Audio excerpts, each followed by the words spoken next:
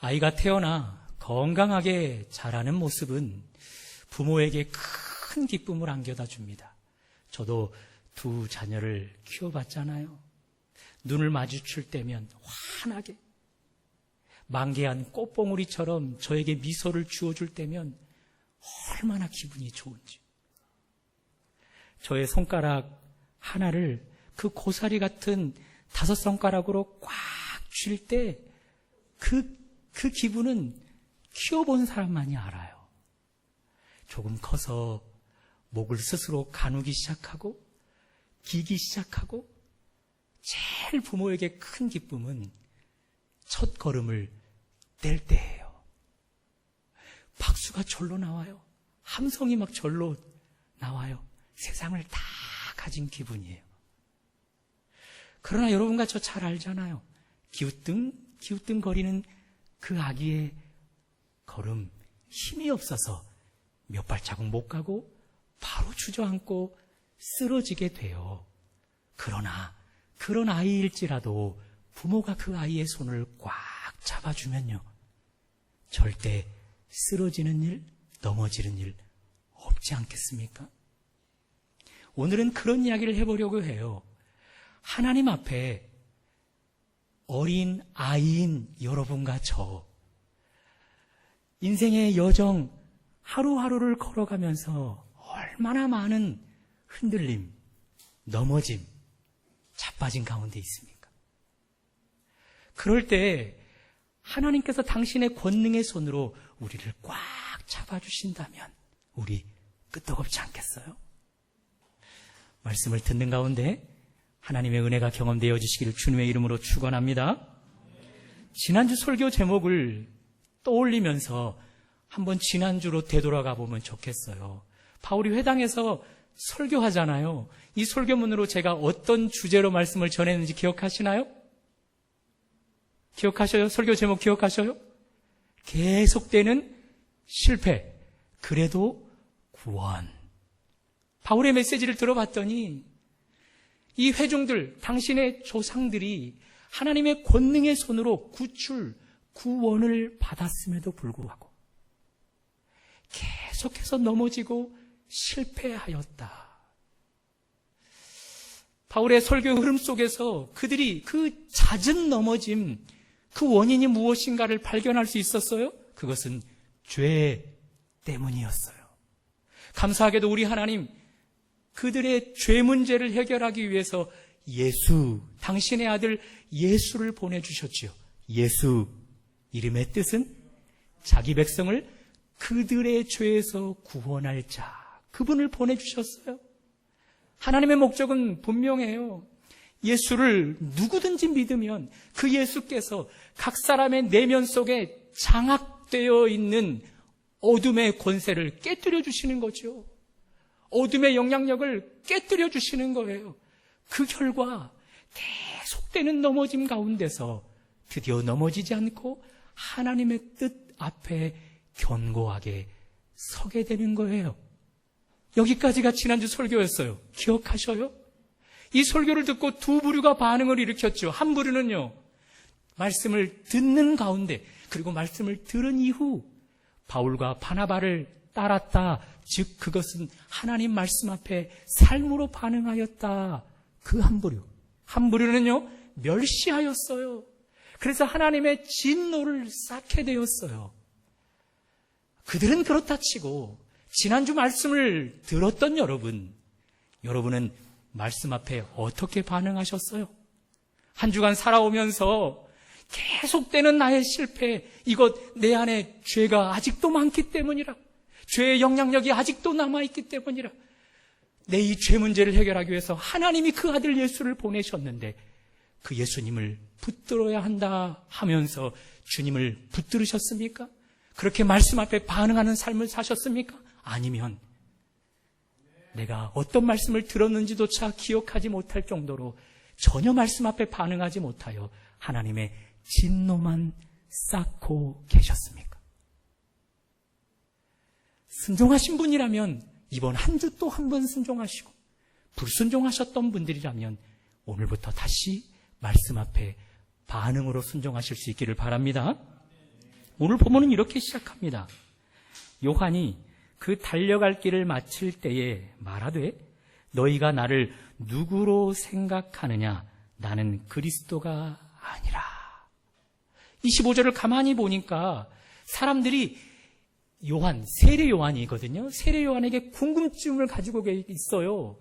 이 사람이 그리스도? 메시아? 구원자? 하나님이 보낸 아들?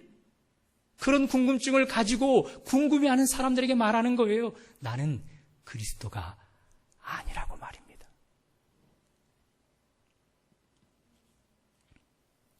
당시 예수님께서 태어나실 때 그 분위기는 다 예수님을 기다리고 있었어요. 어떻게 해서든지 구원자 그리스도를 만나고 싶었어요. 그래서 세례 요한처럼 조금만 특별한 사람들이 있으면 저 사람이 예수 아니야? 저 사람이 구원자 아니야? 그리스도 아니야? 그런 궁금증을 가졌던 거예요. 세례 요한은 예수님보다 약 몇 개월 먼저 온 사람이에요. 그는 태어나기 전 하나님의 말씀을 받았어요. 앞으로 올 예수, 그분의 길을 예비하는 자로 말입니다. 그러니 태어난 이후 삶이 남다를 수밖에요. 다른 사람들의 눈에 돋보일 수밖에요. 그 소문은 곧 퍼졌고 많은 사람들이 세례 요한을 따르기 시작하는 거예요. 당신이 오실 그 메시아입니까? 당신이 오실 그리스도입니까? 그렇게 물었던 거죠. 그 질문 앞에 세례 요한, 나는 그리스도가 아니라 그렇게 이야기해요. 저는 이 25절이 너무 큰 감동으로 와닿아요. 나는 그리스도가 아니라. 후반부를 계속해서 보시면 내 뒤에 오시는 이가 있으니 나는 그 발의 신발끈을 풀기도 감당하지 못하리라 하였으니. 이 부분이 너무 감동인데요. 특별히 저의 마음을 사로잡는 부분은 앞에 부분이에요. 25절 상반절, 요한이 그 달려갈 길을 마칠 때에. 언제 이 말을 했다고요? 달려갈 길을 마칠 때에. 여러분 알고 계세요?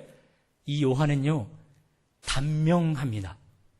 목배임을 받아 죽게 돼요. 30대 초반에요. 예수를 잘 믿는 이유만으로 반대자들에게 붙들렸고요. 그리고 그곳에서 목배임 참수형을 당해 형장의 이슬로 사라져버렸어요. 그러니 형장의 이슬로 사라지기 전 마지막 유언이 오늘 25절인 거예요. 나는 그리스도가 아니다. 나는 그분의 발에 신발끈을 풀 수 있는 수준조차도 못 된다. 그렇게 이야기하는 거예요. 지극히 하나님을 높이고 자기는 한없이 낮추는 요한이에요. 칼빈은 이 요한을 이렇게 표현했어요. 저의 말을 살짝 섞어서 이야기해 봅니다. 요한은 예수님을 알되 광채 나는 태양으로 알았다. 그리고 자신을 알되 태양의 강렬한 빛 앞에 무수히 작은 별들이 자취를 감추듯 자기를 하나의 별처럼 인식했다. 저는 이 말을 이렇게 바꿔봅니다. 요한에게 하나님은 창조주셨어요. 창조주로 인식되어지고 있어요. 반면 그리스도 앞에 서 있는 자신은 창조주의 손에 빚어지는 한 줌의 흙, 그것으로 인식되어지고 있는 것이죠. 핸드폰을 다 사용하고 계시잖아요. 최신 핸드폰을 쓰고 계시는 분들도 계시잖아요. 아이 뭐뭐 폰도 있고 갤럭 뭐뭐 폰도 있고 여러 회사 폰들이 있는데 여러분 아세요? 핸드폰마다 각기 매뉴얼이 있어요. 각기 있는 그 매뉴얼을 꿰고 그 매뉴얼을 잘 활용하는 사람, 반대로 매뉴얼을 전혀 모르고 저처럼 그저 인터넷 조회나 하고 문자, 카톡, 전화 주고받는 정도로만 한다면 비싼 폰을 사면 살수록 아까운 거잖아요. 값어치를 제대로 못 해내는 거니까. 반대로 최신 폰을 사용하되 매뉴얼을 꽉 깨고 있어서 여러 가지 그 제품을 마음껏 사용하는 사람들요, 값어치를 빼내는 거잖아요. 돈이 아깝지 않은 거잖아요. 핸드폰뿐만 아니에요. 각 사람, 여러분과 저 모든 인류 각 사람은요, 매뉴얼이 있어요. 성경은 여러분과 제가 우연히 부모 밑에서 이 땅에 태어났다 그렇게 말하지 않아요. 하나님이 손수 빚으셔서 창조된 존재라 말씀하셔요.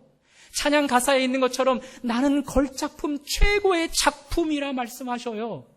그런 하나님이 빚으신 작품인 내가 어떻게 나를 잘 알 수 있을까요? 이 존재를 잘 알 수 있게 해서는 나를 빚으시고 매뉴얼을 입력시켜 주신 하나님을 알 때 비로소 나라는 존재를 알게 되는 것이지요. 이런 말이 있습니다. 한번 따라해 보겠습니다. 하나님을 알아야 비로소 나를 안다.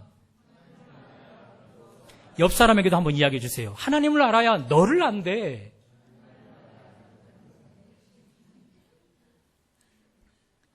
중세시대에 성자라 일컬어졌던 성 프란시스, 그가 너무 삶이 모델화되어 많은 제자들이 그를 따랐습니다. 그런데 어느 날 그가 잠적해버렸어요. 제자들이 그를 찾아 나섰습니다. 한 동굴 앞을 지나는데 웅얼거리는 소리가 들렸어요. 스승이 아닐까 가까이 다가갔더니 스승이 이런 기도 제목으로 기도하는 거예요. 하나님이 얼마나 위대하신 분이신가 내가 알게 하시고 그 하나님의 암 안에서 내가 얼마나 죄인인지 알게 해 주십시오. 이미 성자라 칭함받는 사람이라니까요. 다른 사람들이 볼 때 이미 거룩한 사람으로 비춰진다니까요. 그런 그가 하나님을 더 알고 싶어하는 이유가 뭐예요? 하나님을 더 알아야 자신을 제대로 발견하는 거예요. 하나님을 더 알아야 자신이 누구인지 아는 거예요. 하나님 안에서 나를 발견하면 내 삶은 하나님이 없이는 안 된다라는 확신이 들어서 하나님을 더 추구하게 만드는 거예요. 결과적으로 하나님이 빚어넣은 매뉴얼대로 삶을 살아 더 성자다운, 더 하나님 백성다운, 더 하나님 자녀된 특권을 삶에서 살아내게 되는 것이죠. 요한의 고백이에요. 나는 그리스도가 아니라라고. 당신 누구인가? 우리가 오실 메시아를 기다리고 있는데 당신이 메시아인가? 라고 묻는 질문 앞에 나는 그리스도가 아니다. 나는 그리스도 앞에, 그분의 발 앞에 끈을 맬 조차 수준이 안 되는 열악한 존재다라고 말하는 거예요. 이런 고백, 하나님을 아는 자만이 할 수 있는 거죠. 하나님에 대한 그분 안에서 자신을 발견한 사람만이 할 수 있는 거예요. 그래서 감동인 것이죠. 그래서 감동인 거예요. 강조했듯이 요한이 이 고백을 언제 하냐고요? 달려갈 길을 마칠 때예요. 참수형을 당해 목베임을 당하기 전에 마지막 호흡이 끊어지기 마지막 유언이 바로 이 고백이었어요. 나는 그리스도가 아니라고. 자신의 정체성을 정확히 알아요. 내가 만난 이분은 하나님이시고 창조주시고 나는 그분의 피조물에 불과하다. 그러므로 그는 마지막 호흡이 끊어지는 시간까지 하나님이 빚어넣은 매뉴얼대로 인생을 실패가 아닌 성공한 것입니다. 하나님이 심겨놓은 매뉴얼대로 인생을 곤두박질 치지 않고 종착역까지 성공한 자예요. 그래서 감동인 거예요. 최근 연달아 터진 아동학대 사건을 소식으로 접하셨나요? 한 사건은 계부가 문제였고 한 사건은 계모가 문제였어요.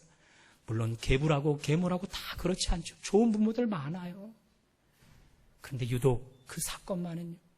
어떻게 어른이 되어서 아이를 그렇게도 학대할 수 있을까? 그 사건이 발생하던 그 즈음에 부부가 화재가 난 집 고층에서 뛰어내려 숨지고 자식은 화재 나기 전 이미 흉기에 찔려서 사망이 되어져 있었던 사건 혹시 들으셨어요? 추측으로 이야기합니다. 그 아빠가, 남편이 아내가 들어오기 전 이미 자식을 흉기로 찔러서 살인을 했고, 불을 질러 아내를 죽이는 과정 속에 불이 난 신고를 받고 소방관이 달려왔을 때 어리둥절하다가 고층에서 뛰어내려 숨지게 되었다는 거죠. 이런 연달아 터지는 사건들을 접하면서 대한민국 안녕한가? 그런 생각이 들었어요. 대한민국의 각 가정 너무나 위험천만하구나, 그런 생각이 들었어요. 각 사람이 인생을 달려가면서 마칠 때까지 잘 가야 하는데 인생을 제대로 마치는 사람이 없구나. 달려갈 길을 제대로 마치는 사람이 없구나. 가족 구성원 가운데 달려갈 길을 제대로 마치는 사람이 없구나. 그런 생각이 들었어요. 이유가 뭘까요? 하나님 알미 없는 것이지요. 하나님 암 안에서 자신을 발견하지 못한 것이지요. 자기 사용법을 몰라요. 자기 매뉴얼을 몰라요. 그러면서 배우자를 알 수 있을까요? 불가능해요. 그러니 배우자에게 무례히 행하는 것이지요. 가족 구성원을 나를 모르는데, 나를 사용할 줄 모르는데 가족 구성원을 알 수 있어요? 무례하게 함부로 행할 수밖에 없는 것이지요. 그것이 불화를, 그것이 살인을, 그것이 이혼을, 그것이 가정의 붕괴를, 그것이 사회의 붕괴를 가져오는 것이지요. 그러니 이런 시대를 살아가는 저는 요한이 너무 부러운 겁니다. 그의 달려갈 길을 마치기까지, 마지막 호흡이 끊어지기까지 실패치 않고 성공하였어요. 하나님이 빚어 넣어준 매뉴얼대로 실패하지 않고 성공하였단 말이에요. 그래서 부러워요. 여러분의 가정은 안녕하십니까? 여러분의 부모님 건강하십니까? 여러분의 가족 구성원 안녕하십니까? 소통만 이루어져서 불화라는 단어, 불통이라는 단어는 전혀 못 느끼고 살아가십니까? 여러분 가정 안에서는 불화, 다툼, 살인의 충동, 이혼, 가정의 붕괴, 그런 것 전혀 생각할 수 없는 그런 분위기이신가요? 네 라고 대답하는 분들이거나 가정이라면 성경의 답은 분명해요. 하나님을 알기 때문이에요. 그 암 안에서 자신을 발견했기 때문이에요. 하나님을 알아, 나라는 존재는 하나님이 없이는 단 하루도 제대로 살아갈 수 없음을 자각하는 사람인 거예요. 그래서 그 힘으로 하나님을 또 찾아 결과적으로 하나님이 넣어준 매뉴얼대로 인생을 성공하기에 가정이 불화치 않고 행복하고 그리고 웃음 지으며 살아갈 수 있게 되는 것이죠. 그러나 반대라면 늘 불화와 다툼, 소통이 아닌 불통이 경험되고 있다면 성경의 답은 분명합니다. 하나님을 알미 없어요. 알아도 알미 부족해요. 그 부족한 알미에서 나를 바라보려 하니 나를 알 수가 없어요. 나라는 사용법을 모르니 배우자를, 자녀들을, 가족 구성원을 소통하는 통로로 사용될 수가 없는 거예요. 그런 의미에서 저를 포함합니다. 내 인생이 요한처럼 실패치 않고 완주하기를 원하신다면 하나님을 아십시오. 하나님을 알되 그 암 안에서 나를 아십시오. 하나님이 빚어 넣어준 그 매뉴얼대로 살아가십시오. 인생 곤두박질 치지 않고 마지막 종착지까지 성공하게 될 것입니다. 그런 은혜가 있기를 주님의 이름으로 축원합니다. 이렇게 요한 달려갈 길을 마칠 때까지 실패하지 않았어요. 그러나 궁금증이 들었습니다. 정말 똑같은 우리와 심령을 가진 사람인데 요한은 정말 흔들림 없었을까? 넘어짐 없었을까? 갈등 없었을까? 질문이 떠올랐어요. 여러분은 어떻게 생각하세요? 한 분을 만났습니다. 이분은 하나님의 말씀을 꽉 붙들고 살아가는 사람이었어요. 그럼에도 불구하고 그분에게 갈등이 있답니다. 갈등의 요인은 이겁니다. 하나님의 말씀과 내게 펼쳐지는 현실 사이의 갭, 그것의 갈등이었어요. 하나님은 그분에게 말씀하여 주셨어요. 바랄 수 있는 것 가운데 최고의 결과를 약속해 주셨어요. 그 약속을 붙들고 살아가는데 펼쳐지는 현실은 너무너무나 힘든 거예요. 이 사이 가운데 갈등이 일어나는 거죠. 제 딸이 과거에 아팠을 때 지금은 다 치료되었어요. 다른 검사를 위해서 병원에 찾아갔더니 선생님이 청진기를 대자마자 아이가 가지고 있는 병명을 알아내요. 눈치를 주는 거예요. 알고 있느냐고. 알고 있다고. 그럼 왜 수술하지 않냐고 묻는 거예요. 이미 그 선생님을 찾아가기 전 다른 전문의들을 많이 만나봤고 그리고 그분들의 소견을 종합해 봤을 때 특별히 하나님이 저에게 주시는 마음은 딸 수술하지 않고 치료된다 였어요. 그래서 그렇게 결정해서 딸을 수술하지 않고 있었거든요. 그 선생님한테 이 자초지경을 다 말한들 정신 이상자 취급만 받을 거잖아요. 그래서 말을 얼버무렸더니 이 선생님이 정색하면서 부모인데 정신이 있느냐 없느냐 따져들기 시작하는 거예요. 딸 그만 고생시키고 빨리 병원에 데려가서 수술시키라는 거예요.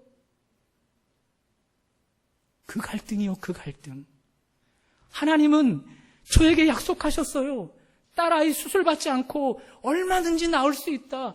그 이상의 말씀을 주셨단 말이에요. 그것을 붙들고 살아가고 있어요. 그런데 현실은요, 저를 정신 이상자로 봐요.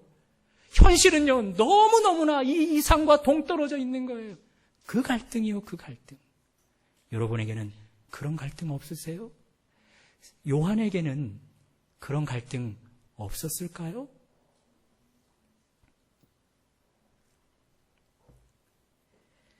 요한이 태어나기 전 아버지 사가랴를 통해 요한에게 허락된 하나님의 말씀이에요. 누가복음 1장 13절에서 17절 제가 읽어드릴게요. 눈에 잘 들어오게 요약을 했어요. 사가랴야 너의 아내 엘리사벳이 내게 아들을 낳아주리니 그 이름을 요한이라 하라. 너도 많은 사람도 그의 태어남을 기뻐하리니 이는 그가 주 앞에서 큰 자가 되어 많은 사람을 하나님께로 돌아오게 하겠음이라. 또한 그가 주 앞에서 먼저 와서 주를 맞이하도록 백성을 준비하는 자가 될 것이다. 이 말씀을 요한이 태어나기 전에 하나님이 주신 거예요. 요한 태어나서 아버지 사가랴에게 이 말씀을 들었겠죠. 그리고 이 말씀을 붙들고 살아가는 거죠. 말씀 그 이상을 쫓아 예수 그리스도 그 이전에 와서 주의 길을 예비하는 자로 살아가는 거예요. 그런데 이 이상과 삶은 현실은 너무 동떨어져 있는 거죠. 앞에서 말씀드렸던 것처럼 반대자들을 만났어요. 붙들렸어요. 안타깝게도 사형 선고를 받아 이제 며칠 뒤면 참수형을 받아야 돼요. 얼마나 갈등의 갭이 컸을까요?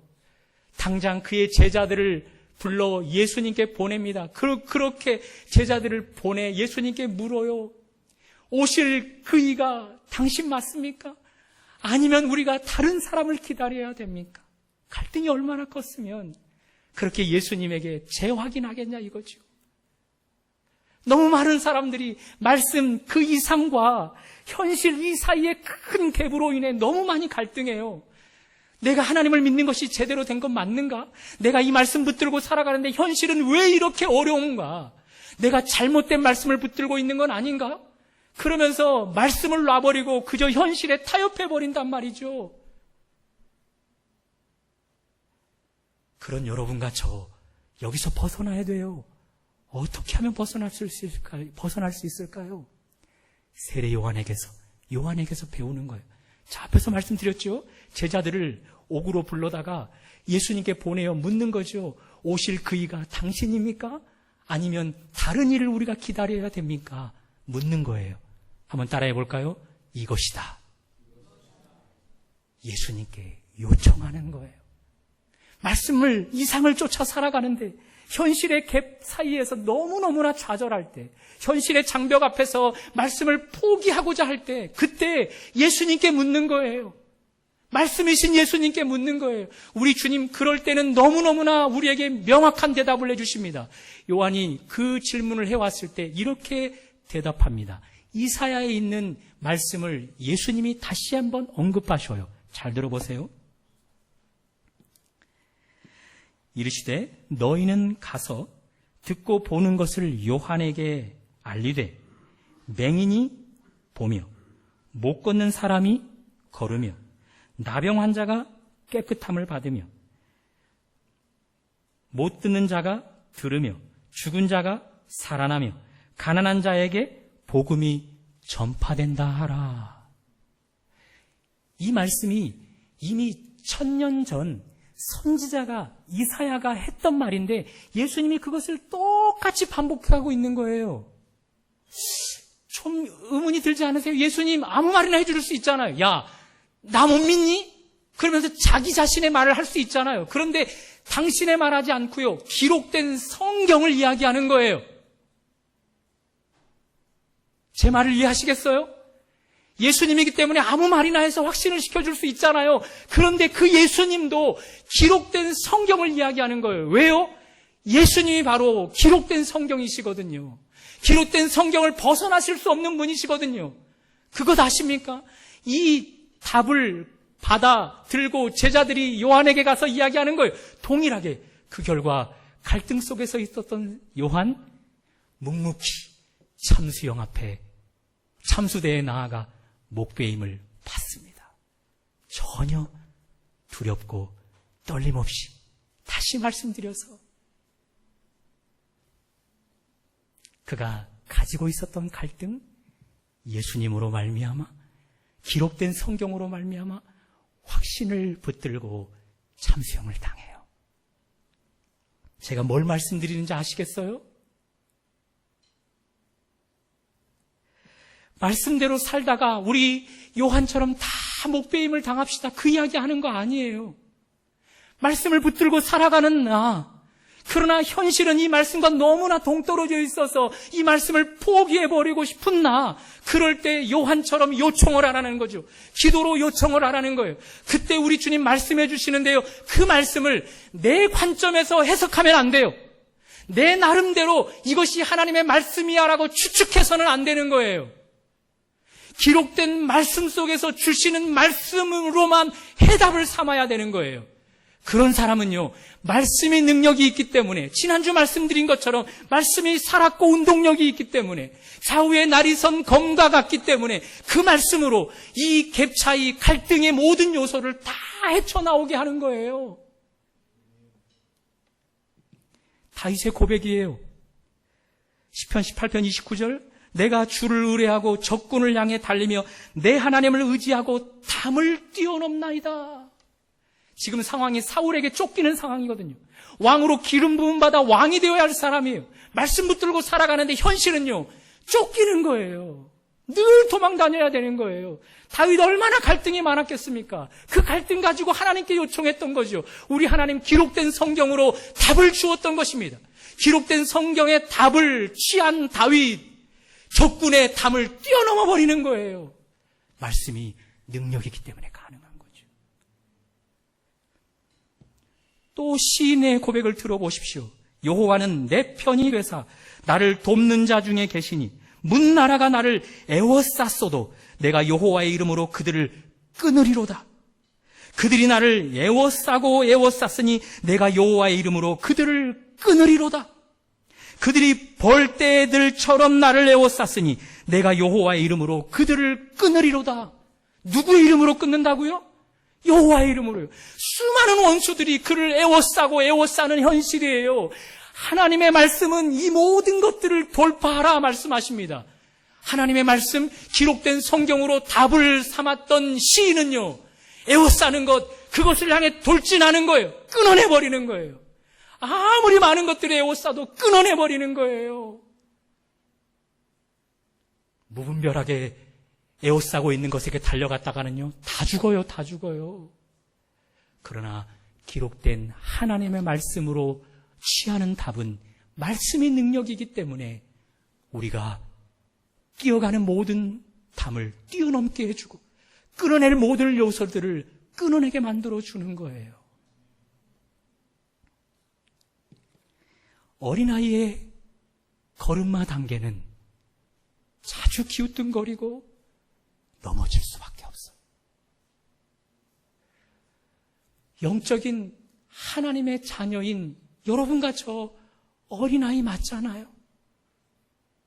그래서 기우뚱거리고 넘어지고 쓰러지는 것 당연합니다. 그러나 하나님이 붙잡아 주시면 우리 끄떡없게 돼요. 하나님이 우리를 어떻게 붙잡아 주시는지 아십니까?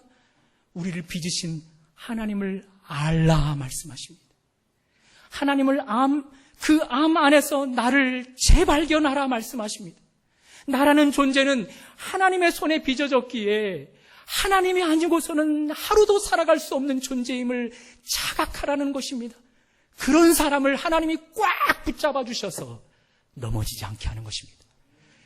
달려갈 길을 다 마치게 하는 것입니다. 하나님의 말씀, 그것을 추구하는 나의 삶과 그것을